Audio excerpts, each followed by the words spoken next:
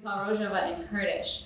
There is an invasion by the Turkish government into the region. And the forces there, the Kurdish forces called YPG, were fighting off ISIS for the last 6 years with the aid of the United States military. But with the recent developments where President Trump made a decision to withdraw from the region, Turkey found its opportunity to invade and to push the Kurdish forces out so that he can use that land to, according to him, to resettle Syrian refugees who currently live in Turkey. Kurds were like coming up with this autonomous administration in which like they were actually bringing in all the different like ethnic groups, all the different religious groups, all the different linguistic groups.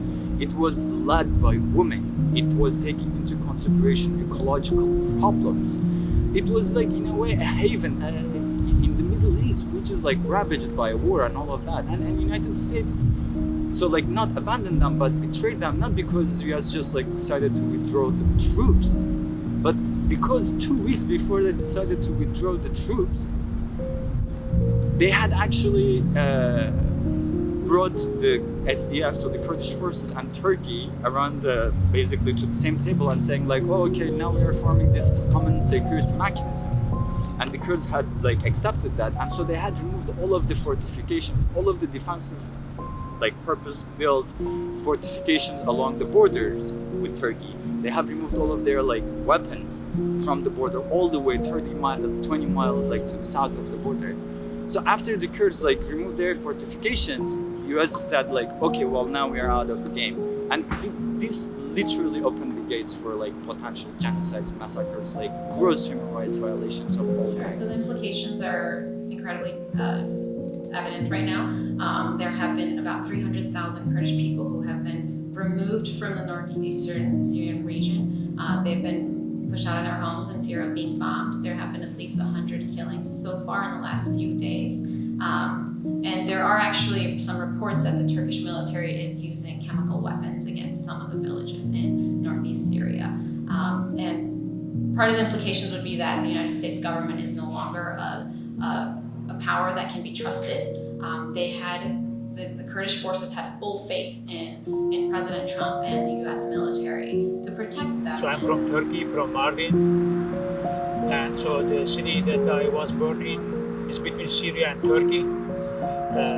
So we are a big family. I have 8 siblings. So in 1993, our village was destroyed by Turkish army. So we had to move to Istanbul, the largest city of the country. So when we got Istanbul, we didn't know the Turkish language, so we had some hard time to communicate with other people.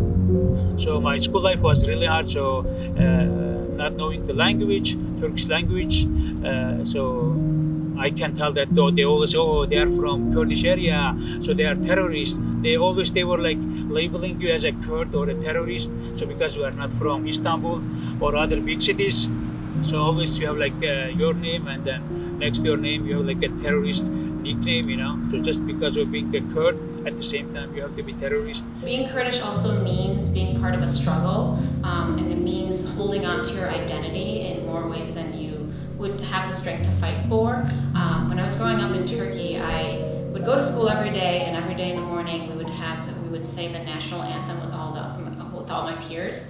And the first line of that anthem is, I am Turkish, I am righteous. The Kurds' experience, and mine too, included in it, has been one of discrimination, one of you know, if in Turkey, God forbid, you say like, oh, Kurds are human beings too, you know, they should be able to practice their rights, such as, you know, they should learn their language in schools, at least as an elective class, you know, if nothing else.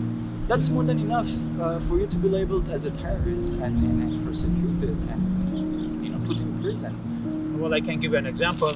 I think it was last week, a guy, he was 16 or 18 years old. He just spoke in Kurdish in a public space, and then a group of people, they just attacked him, and then they lynched him, and then we lost the boy, you know. So if you go and then Google it, you will see his story. I just because of like speaking a language. The Kurdish people in Turkey starting with like 1980s started this military, or like some call it like militant, some call it terrorists, depending on how you see it, I guess.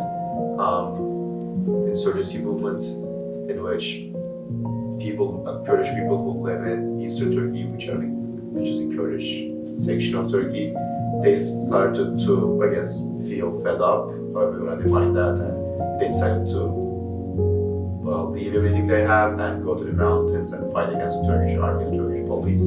Yeah, that started around 1980s. That has been ongoing since then, and the YPG in Syria is, some say it is directly linked, some say it's ideologically linked, but both are Kurdish, both follow the same ideology around the founder of PKK, Abdullah Öcalan. And what's happening in Syria, obviously, in that manner is directly tied to what has been happening in Turkey since the 80s. Since as Turkey is fighting the Kurdish militant groups in Turkey, Turkey doesn't want the same in Syria, so Turkey wants to invade Syria. It's not just that it poses a serious threat for Turkey, but also because Erdogan, who's the strongman and the president of Turkey right now, was losing ground in Turkey, actually. He had just lost all the major cities in Turkey in the recent local elections this past summer. And so this was, in a way, like a ploy, a game to rally all of the opposition even behind himself, right? Like in Turkey right now, opposing the war has been criminalized. If you say no to war, if you call it an invasion, you are automatically arrested and imprisoned on charges of terrorism. Even though it was this same Erdogan who had all of the mosques in the country. You know, he issued this like prayer on Friday prayer saying that this was like a conquest, a religious conquest. So it's always hard to point fingers at people and tell them, hey, you're responsible. But the few things, I guess, few simple facts could be stated. One, if it weren't for Trump, this maybe wouldn't have happened or would have happened on different grounds. Trump announcing that, you know, the US troops would pull out overnight caused a lot of issues in Syria because no one was ready, no one meaning neither the YPG nor like Arab forces working with the YPG or the local Kurdish and Arab population. No one was ready for another war in that region because obviously ISIS has done a lot of damage, so people were still trying to get back to, I guess, life.